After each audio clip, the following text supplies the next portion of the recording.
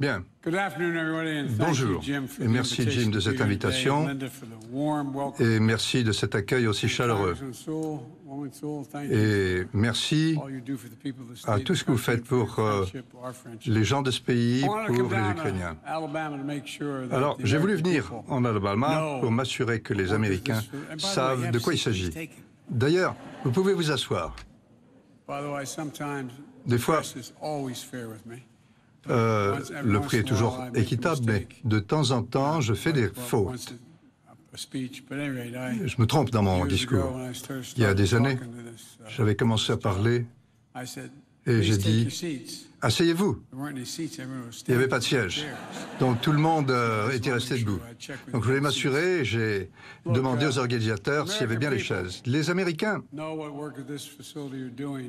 savent ce que cette usine fabrique pour soutenir l'Ukraine dans sa lutte pour la liberté. Et au bout du compte, je suis venu vous dire merci, merci, merci. C'est pour ça que je suis là. Et j'ai été sur les champs de bataille où ces missiles sont utilisés. J'ai passé beaucoup de temps en Irak, en Afghanistan, une quarantaine de fois peut-être, et je vous dirais que j'ai été en Ukraine aussi, et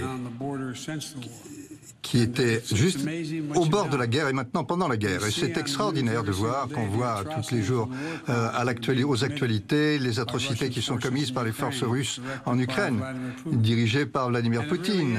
Et c'est vraiment déchirant quand on voit la grande bravoure de ces Ukrainiens qui se battent avec tout ce qu'ils ont.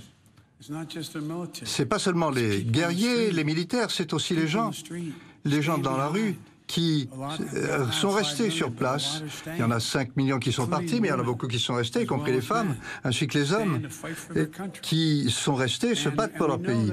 Et nous savons que les États-Unis demandent à nos alliés, nos partenaires à travers le monde pour s'assurer que les Ukrainiens qui se battent pour leur nation ont les armes et les ammunitions et l'équipement nécessaires pour se défendre contre cette guerre atroce de Poutine.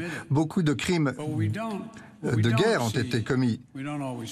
Ce qu'on ne voit pas toujours, c'est le travail qui rend cela possible. Et c'est vous qui faites ce travail. Ce n'est pas une hyperbole, c'est vous qui vraiment rendez ce travail possible, qui rendent possible cette guerre pour l'Ukraine. Au cours du second conflit mondial, on considérait les États-Unis comme l'arsenal de la démocratie. Et Eleanor Roosevelt avait eu un rôle important, il y avait, avant de mourir, et il y a pas mal de gens qui ont continué le bon travail. Ça sera bientôt le 50e anniversaire, ou plutôt ça a été le 50e anniversaire du second conflit mondial. J'étais en Normandie et dans le reste de l'Europe. J'ai visité les cimetières et je me promenais tout seul. C'est immaculé, c'est parfaitement gardé en ordre. Et puis j'ai regardé une rangée et j'ai vu qu'il y avait trois noms, les mêmes noms. Le père et ses deux fils qui étaient morts pendant ce débarquement. Et j'ai lu les dates de naissance et tout d'un coup, j'ai entendu quelqu'un qui m'interpellait derrière moi. Je me suis retourné.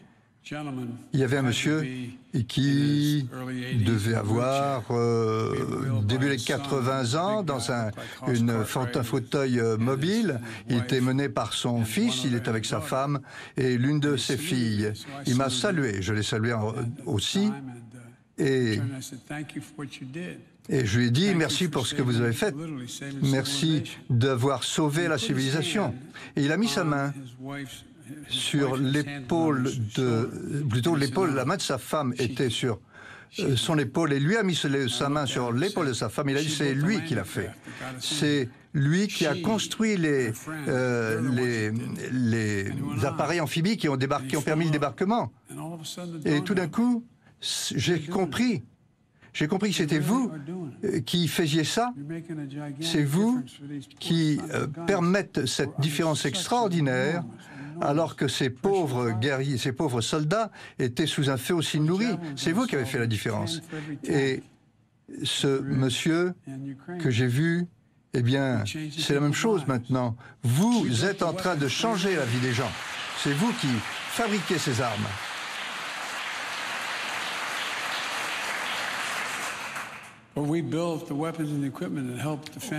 Ce sont ces armes et ces équipements qui permettent de sauvegarder la liberté en Europe. Et c'est encore vrai aujourd'hui, comme ça l'était à l'époque.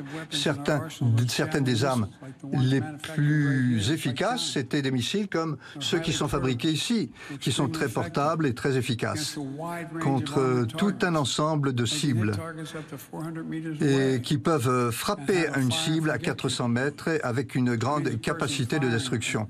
Et un individu peut utiliser et se réfugier avant d'avoir été touché par le feu adverse.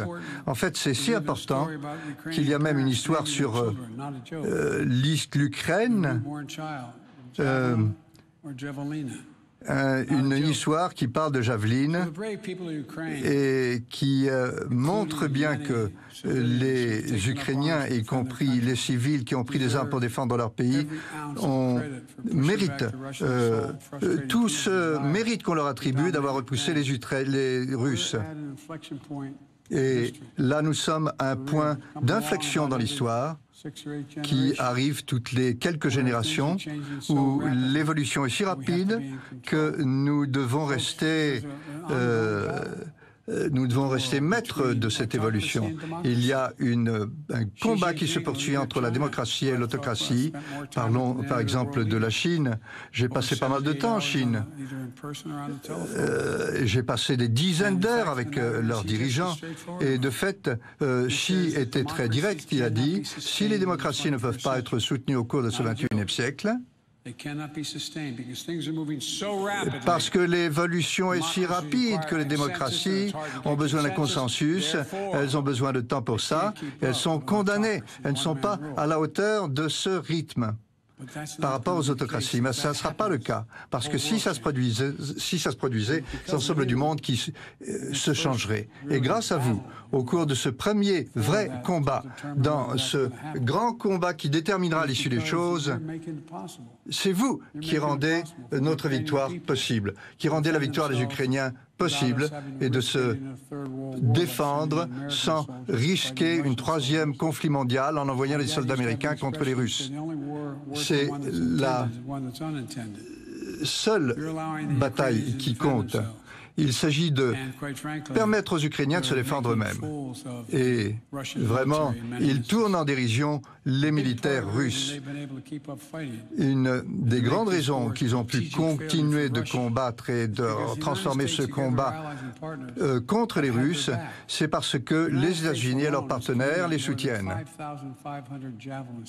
Nous avons déjà livré 5200 javelines en Ukraine. Et c'est vous qui êtes la clé. Et il y a aussi eu des fournitures importantes de blindés, de DCA, de toutes sortes de véhicules blindés, de systèmes de défense envoyés par nos partenaires également. Devant les blindés russes, où on s'est assuré qu'il y avait des javelines et des systèmes qui permettraient de les repousser. Et au cours des 2 derniers mois, on a continué d'envoyer davantage de ressources à un rythme très rapide en Ukraine. On s'est assuré qu'il n'y ait pas d'interruption de cet approvisionnement. Depuis l'invasion, il y a un peu plus de 2 mois, nous avons envoyé plus de 3 milliards de dollars de systèmes de sécurité en Ukraine. Nous, sans compter les alliés.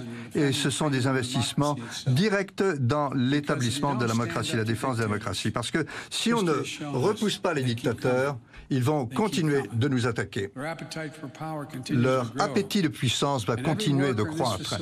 Et chaque travail ici, dans cette usine, chaque contribuable américain qui contribue à cette défense de la liberté, c'est quelque chose dont nous sommes très fiers. La semaine dernière,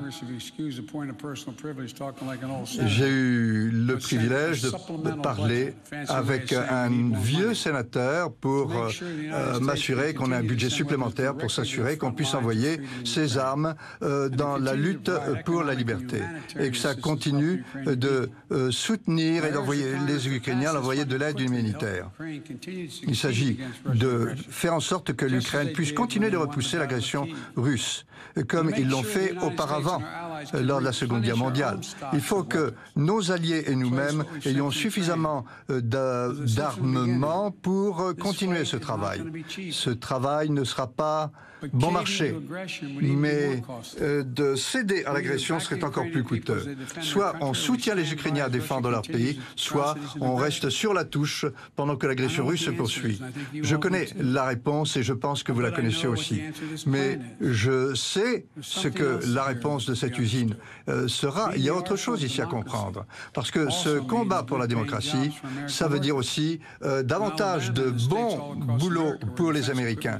Et c'est ici que ces systèmes de défense sont fabriqués, assemblés, 265 personnes à cette usine qui travaillent directement au Javelin. Au total, Lockheed Martin emploie quelques 3000 personnes en Alabama. Et pour s'assurer que nos armées soient les plus efficaces au monde. Et pour ce faire, nous devons nous assurer que nos fournitures militaires soient envoyées de manière suffisante pour que les gens puissent se battre. J'ai fait un tour de l'usine, j'ai vu que chaque système de Javelin utilise plus de 250 semi-conducteurs. Et je sais que ça coûte très cher de produire ça aux États-Unis. Mais on y arrive. On est arrivé à envoyer des gens sur la Lune. Aux États-Unis, nous sommes modernisés, nous avons fait davantage que tous les autres. Mais nous avons arrêté d'investir en nous-mêmes. Et désormais, nous sommes de retour pour s'assurer que nous soyons le premier producteur de ces semi-conducteurs. Les chips sont l'outil essentiel des outils que nous utilisons, nos automobiles, nos appareils ménagers. Et ces semi-conducteurs sont aussi essentiels pour la défense. Vous le savez, c'est pour ça que nous faisons tout ce qui est en notre pouvoir pour faire en sorte que ces technologies avancées puissent être utilisées là où on en a besoin. Et ce serait bien sûr plus facile de produire ça ailleurs, mais on a besoin de les produire aux États-Unis pour qu'il n'y ait pas de pénurie. Et c'est encore une raison pour laquelle nous avons voulu mettre en place ces armements et les chips Act, c'est-à-dire la possibilité de faire des investissements dans la production de chips. Et c'est là-dessus qu'il faut se focaliser, et c'est ce que nous avons fait dès le début du gouvernement. Je suis déterminé à faire en sorte que les États-Unis restent supérieurs par rapport à la concurrence et surtout la concurrence chinoise. Vous savez, il y a des années, 25 ans, nous investissions dans le pays 2% de notre PIB dans la recherche et le développement. On fait la moitié maintenant. On n'en fait que la moitié. On était les premiers au monde. Maintenant, on doit être le numéro 13. Mon gouvernement va changer ça. Les États-Unis étaient des maîtres de l'innovation. Nous avions des programmes d'innovation et nous en avons lancé de nouveaux. Il s'agit de missiles qui sont intégrés au système Javelin. Et puis, le nouveau projet de loi va permettre de relancer la recherche et le développement et devrait créer un soutien pour des familles tout entières, renforcer notre sécurité nationale. Qui a dit que les États-Unis ne pouvaient plus être le grand industriel de la planète? Nous avons créé ces derniers mois 465 000 emplois industriels. Nous avons les meilleurs travailleurs, les meilleurs scientifiques au monde. Et en finançant le Chips Act, nous allons nous assurer que ces chips puissent être fournis à l'industrie et faire en sorte que l'Amérique retrouve sa place. Aujourd'hui, tous les chips les plus avancés sont faits à l'extérieur. Et les innovations de ces dernières années ont permis de voir que les États-Unis ne devaient jamais être l'otage de cette situation, ni d'une pandémie, d'une guerre, ni de division politique, ni l'otage d'autres pays. La sécurité nationale est l'une des raisons pour lesquelles les Chinois ont cherché à soudoyer des lobbyistes et c'est aussi pourquoi les démocrates et les républicains vont retrousser leurs manches. Et c'est ce qu'il faut faire. Lyndon